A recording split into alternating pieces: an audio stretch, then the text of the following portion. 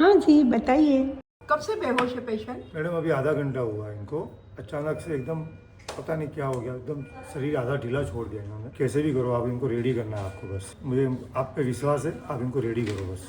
हाँ, रेडी तो कर दूंगी, पर अभी बीमारी क्या है, पकड़ी जाएगी तब ना। बीमारी नहीं पकड़ी जाएगी तब, बीमारी नहीं पकड़ी गई तो कैसे ठीक करूंगी? वो तो आप जो भी अभी करो। रिपोर्ट कराते हैं, देखते हैं। अच्छा, इनका शुगर कैसे रहता है, कंट्रोल में है? शुगर ऐसे रूटीन में बराबर रहता है मैडम, लेकिन आज तो थोड़ा लग रहा है कि थोड़ा प्रॉब्लम लग रहा है। वे आप एक बार चेक करो, कुछ भी करो, उनको रेडी करो बस। अरे बाप रे, शुगर तो 700 के ऊपर है। जो भी है मैम, अभी आपके हाथ में है, इनको रेडी करो बस। इससे पहले भी आपके पास हम आए हुए हैं, सब कहे हुआ है। नहीं, वो तो सब ठीक है, हाँ। पर बराबर दवाइयाँ बिवैया ले रहे थे, फिर 700 शुगर कैसे हो अभी गई? अभी घर में वो शादी थी। का माहौल है घर में। चलो, 2 दिनों बाद हमारी पेशेंट तो अच्छी हो गई है, पर आप सब लोगों के लिए ये वो वीडियो मैं बना रही हूँ जस्ट बताने के लिए, जब आपके घरों में शादी हो या कोई बहुत बड़ा प्रोग्राम हो, तब आपके घर में कोई बड़ी बीमारी वाला आदमी हो तो आपको क्या ध्यान रखना है। हेलो दोस्तों, 83 इयर्स के शांता जी को रात के टाइम पे हॉस्पिटल में लाया था। कोमा में थे और लेफ्ट साइड बिल्कुल नहीं हिल रही थी। उनके घर वालों ने जो बोला वो तो आपने सुना ही है। ट्रीटमेंट शुरू की, 2 दिन के बाद में पेशेंट तो अच्छी हो गई थी, पर घर वालों का टेंशन इसलिए था कि उनके घर में 10 दिन के बाद शादी थी, वो भी डेस्टिनेशन मैरिज, और उनको भी लेके जाना था, सबको एंजॉय करना था। तो ऐसी सिचुएशन शायद हम काफ़ी लोगों के साथ आ सकती है।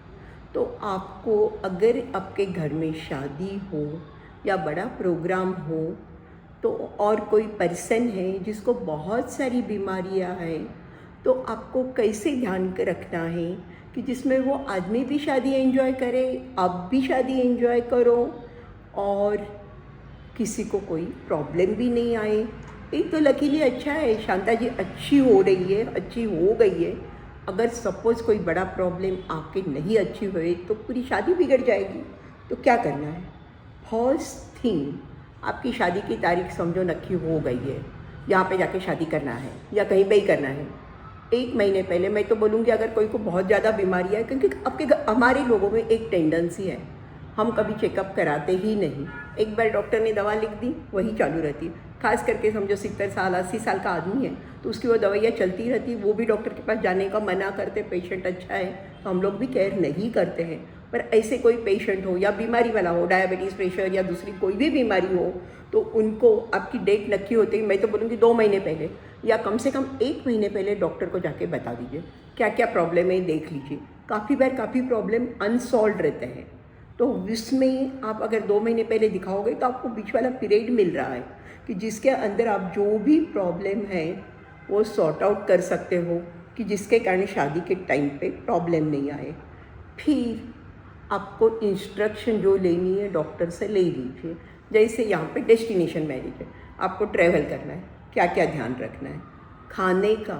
अभी जैसे मैं शांता बहन के केस में बताती हूँ, खुशी में उन्होंने दवाइयाँ बंद कर दी थी, पोते की शादी है, और दूसरा उन्होंने खाने पीने का भी ध्यान नहीं रखा था। उस टाइम पे तो इवन घर वाले भी सब, अभी ठंडी के दिन है भाई, ये थोड़ा सा खा लो, मिठाई दे रहे थे, सूंठ दे रहे थे, लड्डू दे रहे थे, और शुगर चेक तो करा ही नहीं थी क्योंकि पेशेंट इतनी खुश थी, मस्त गप्पे विप्पे लगा रही थी, तो किसी ने बॉदर ही नहीं किया था।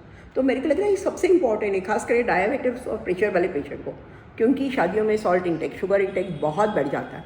बढ़ने वाला को आप डॉक्टर को बता दीजिए हम खाने वाले हैं, कैसे खाएं, क्या करें। क्योंकि मैं यूजुअली बोलती हूँ अगर आपको खाना ही है तो एक टाइम चूज़ आउट करके एक चीज़ खाओ, तो दूसरे टाइम कंपेंसेट करने की कोशिश करो। और जो भी है, ज़रूरी पड़े तो दवाइयाँ कैसे बढ़ानी है। फिर आपके मेजरमेंट के लिए बीपी एपेटस, अगर शुगर है तो शुगर की मशीन, सब कुछ साथ में ले जाइए। सांस की तकलीफ है, नेबुलाइजर, सब कुछ ले जाइए। वेदर के हिसाब से क्लोथ, सब कुछ ले जाइए, और अब पूरी डॉक्टर से ठीक से इंस्ट्रक्शन ले लीजिए, ये प्रॉब्लम आई तो क्या करना है। और ख़ास करके डायबिटीज़ एंड बीपी वाले पेशेंट को तो कौन सी दवा एक्स्ट्रा देनी है, क्या देना है, क्या नहीं करना है, सब कुछ कर लीजिए। अगर इतना सब करोगे तो शायद मेरे को लगता है प्रॉब्लम आने के चांसेस कम हो जाते हैं। प्रॉब्लम मोस्टली इसलिए आते हैं कि हम कभी चेकअप पहले ही बीच में कराया हुआ नहीं रहता है और उस टाइम पे हम लोग भूल जाते हैं कि हमें प्रॉब्लम है और दवाइयाँ भूल जाते, बंद कर देते। उसमें काफ़ी बार बड़ी प्रॉब्लम आ जाती। जैसे शांता बहन को जब हॉस्पिटल में लाए थे, दूसरे कोई हॉस्पिटल में 8 यूनिट इंसुलिन उनको इंजेक्शन दिया हुआ था नस के अंदर, उसके बाद भी शुगर 700 से ज़्यादा थी और ब्लड प्रेशर भी 260। सो ये प्रॉब्लम नहीं आएगी। लकीली उनको ज़्यादा कोई बड़ा डैमेज हुआ नहीं था।